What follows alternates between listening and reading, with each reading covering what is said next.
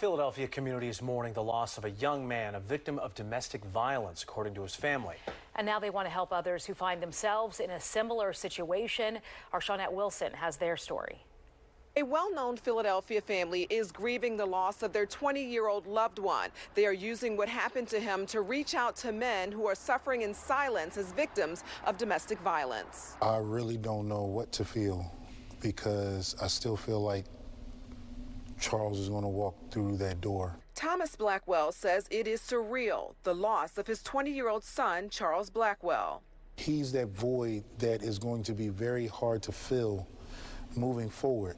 However, we have to keep moving forward because that's exactly what he would want us to do. Sitting alongside his wife, Sajda, I spoke with them ahead of a memorial for Charles in West Philly tonight. All Charles wanted to do was love everyone he came into contact with.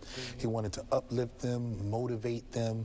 The tragic news of his murder came nearly 2 weeks ago. Investigators say November 16th, just before 11 a.m., 23-year-old Yamil Cuevas stabbed Charles to death. Blackwell says they lived together and that she was his son's girlfriend and mother of his 2 children. We rarely have those conversations about men in their households being abused by their partner. Men are afraid to talk about the abuse, fearing, ridicule and judgment and embarrassment. He also addressed it during the memorial service. This is my plea. I am begging you, if you're going through something, it's not worth your life. This is Blackwell's 3rd loss this year. His 19-year-old son, Sadiq, was shot to death earlier this year, and his 23-year-old son, Tommy, was found dead in April. There's a sadness. We are preparing for a memorial service today, but, we have been, in mourning for the last year.